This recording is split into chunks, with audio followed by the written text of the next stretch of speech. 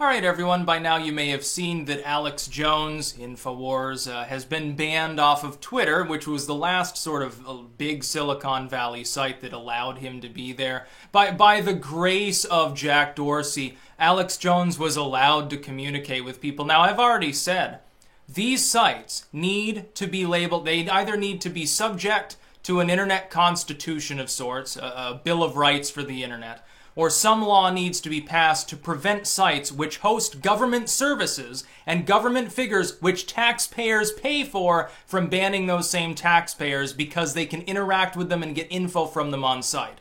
This essentially violates the First Amendment. In the most literal sense, especially when Silicon Valley gets all sorts of tax breaks from the US and state government, and especially in California. But what's happened is Alex Jones was banned off Twitter. Now this joins YouTube, and every Google service by default, all linked together now, used to be semi-separate. Facebook had, I think, 4 different Facebook pages banned. Paul Joseph Watson, I believe, is in Twitter jail right now for 12 hours. They're like checking the account and they're considering banning him too. Oh, what a crazy time it'll be if they kick Paul Joseph Watson off, because really, I think at this point, PJW is closer to the rest of the creator community than Alex Jones. InfoWars is bigger, Alex Jones is more well-known, but Paul Joseph Watson is more closely associated with, I mean, I've talked to him several times. This is a war on honesty. Because the reason, apparently, that Alex Jones was finally kicked to the curb is that he dared to confront Oliver Darcy, of all people, from CNN, a senior correspondent. So Twitter is telling me this. You are not allowed to confront a pundit on the street. If you believe, in all honesty, and in good faith, you believe that a corporation like CNN, a for-profit corporate entity, is misleading people, you're not allowed to confront any representative from it. And if you post that confrontation, Twitter will gladly ban you, despite the fact that, of course, it has nothing whatsoever to do with Twitter. It's just like when YouTube, and don't be mistaken. Jack was looking for an excuse to kick Alex Jones off the site, just as Twitter's looking for excuses to kick probably thousands of content creators off the site. It's not going to start and end with Alex Jones. When people are cheering it on and saying, well, Alex Jones is a conspiracy theory, good going, Jack, wonderful, Twitter's a wonderful company, thank you for kicking this hate-filled, bigoted individual off. Okay, think what you will about Alex Jones. Do you honestly think it stops there? No, because here's what happens. Now that Alex Jones is gone, people who had a big problem with him and cheered him on will find a new target. And they will rant and rave about them, and they will find reasons why they should be banned, and they will target them with mass flagging campaigns and everything else under the sun until they're banned. And then they'll move on to the next wave of targets, and pretty soon the only people left to ban will be leftists. Pretty soon the only people left to ban will be lukewarm neoliberals. Like, the social justice warriors will probably be banned first. They'll be gone too, essentially. You will end up with them looking like Facebook. Wastelands of boringness. Yeah, a lot of you probably use Facebook. You probably use Messenger. You talk to your so-called friends, half of which you'll never actually meet. What a wonderful time that is. Very, very intellectually thrilling. Very, very stimulating time. You know, exchanging nudes probably more than anything else at this point. Use Messenger. Maybe scroll through the timeline to see some memes. Is it really that interesting? And is it really that politically stimulating, or is it basically just a fucking echo chamber of what you happen to believe in? No, it's probably more or less an echo chamber. Twitter's already fallen down that pit. I predicted Twitter would be the first big tech firm to really, really suffer, and it's already basically been proven correct. Their stock tanked a few weeks ago. It'll probably tank more on this news. They are alienating millions of people. For a while there, people that had gone full cutthroat against the rest of Silicon Valley only held back from attacking the whole dirty, rotten thing because it looked like Twitter might be one shining example of a site that kind of got it. And here's what I have a problem with. Here's the biggest problem I have as someone in my age bracket, as a millennial, remembering sort of the birth of social media. That was born out of millennials, essentially, built by Gen Xers in part, other than like Zuckerberg and Jack, I believe, isn't he in his mid-30s?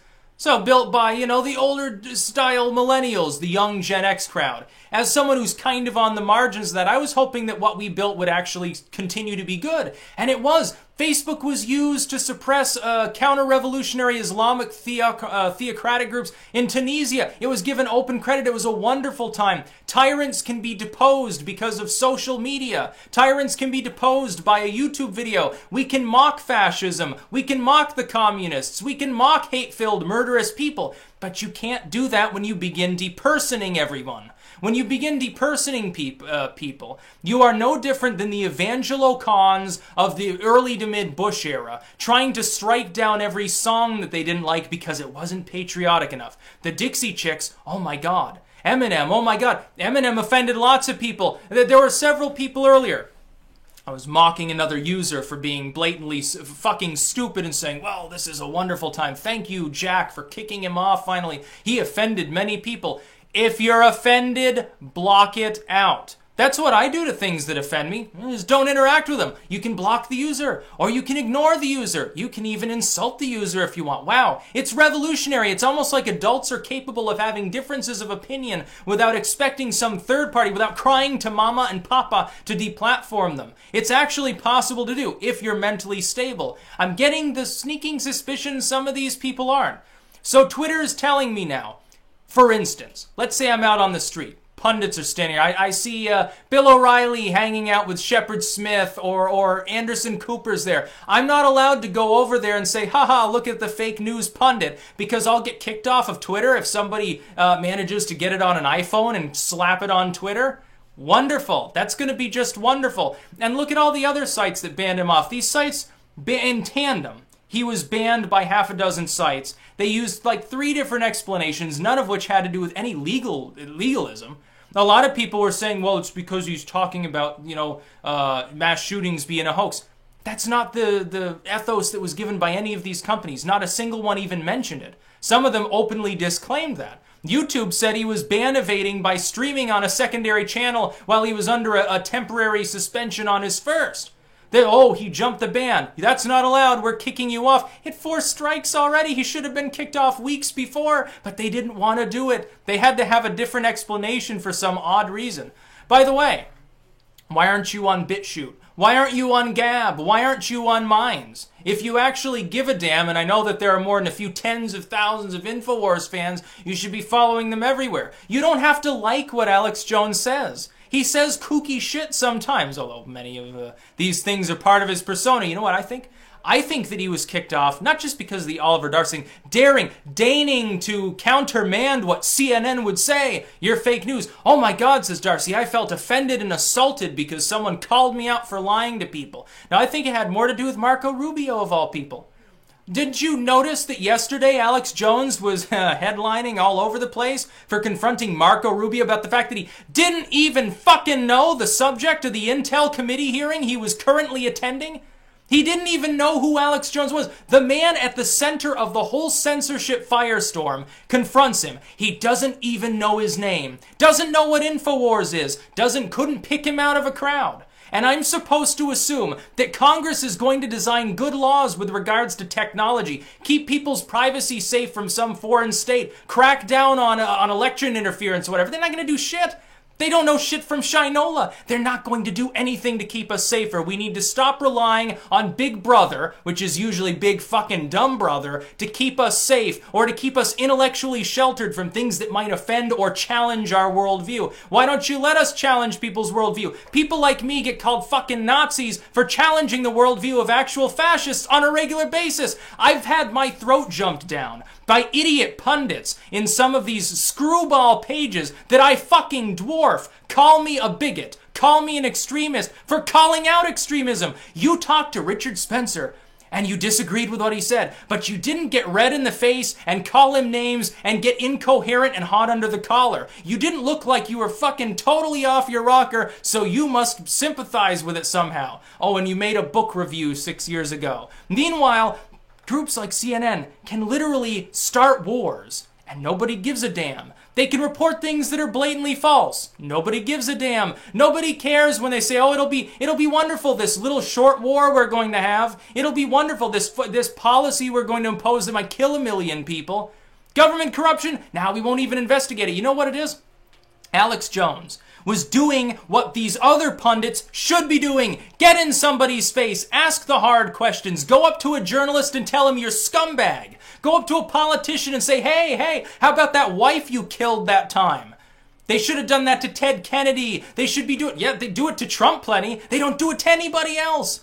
They don't question them. They don't conduct journalism. So since our corporate media, that for so long was tasked with doing so, is unwilling and unable to do its job, expect the independent media to do so. And meanwhile, these jackboot-licking morons will say to you, they'll do it with a straight face. It's the worst part. They actually believe this nonsense. Oh, if you don't like it, it's the free market in action. Not a free market. Build your own website, yes, so that you can have your payment processors attacked, so that your advertisers will be attacked, so your domain registrar will get goaded into deplatforming you, so every site can remove every third-party service from your site until it's literally nothing more than a stripped-down 90s-style, pre-Drudge era-looking skeleton of its former self that can't even operate a fucking email feed. That's totally a free market of ideas. You feel free to go on this primitive dial-up hosted site from some satellite launched from Morocco because there's nowhere else in the world that's willing to do it.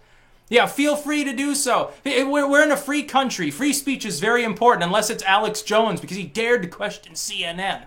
It's basically what I'm learning from Silicon Valley, and they should know better. For years, they did speak for free speech. They did speak out when the government tried to spy on its users, when the government tried to ban all encryption, when the government tried to get them to give up personal info or to adopt some stupid DMCA spin-off policy. SOPA and ACTA and PIPA and the transatlantic, TPP, all of these stupid things. Silicon Valley stood against them time and time again. They even activated the militia, so to speak. There were big banners on sites all across the internet to defeat these things. Now they've just rolled over and played dead.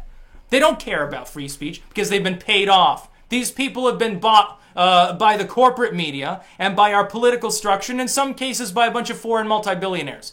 They bought them completely. They bought their stock. They invested in their companies, gave them some servers, yeah, don't worry, we're your best friend in the world, says the corporate media as they pat YouTube on the back and try to transform it from a bunch of independent channels that deliver independent, interesting, independent content, which is independently made, independently financed, and now they want to lay waste to all of that, rip it all apart, and even prevent people from making a living. And then these same stupid shills will come along and they'll condemn you. You make $10 a month off of a couple of people donating to you. Oh, look, you're making money for nothing. How greedy you are. And the pundit gets 7 figures to lie up to people every single fucking night. Isn't independent, is paid by foreign nations in part. That's okay. No outrage there whatsoever. So I condemn this completely. All of these sites should restore InfoWars. They should have stood on principle in the first place. Bill Maher, who's far left, certainly way to the far left of me, he thinks that it's a bad idea to ban Alex Jones.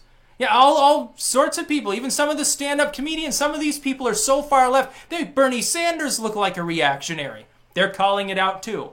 You know, at some point we should probably listen to the voices of sanity. Some of these people are only half sane. Even they understand something is desperately wrong when you have a country that supposedly stands for the principle, not the legalistic concept, but the principle of free expression and totally fucking abandons it because somebody got offended. It's just like if you hear something offensive on the radio, turn the dial.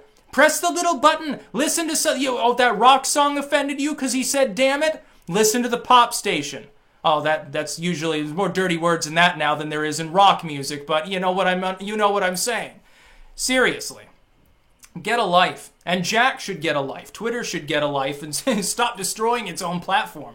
Like, this is going to end well. It's not going to alienate any of the people who were already basically like, yeah, Twitter's not as fun anymore. Maybe I'll just leave the site. Oh, Alex Jones got bye.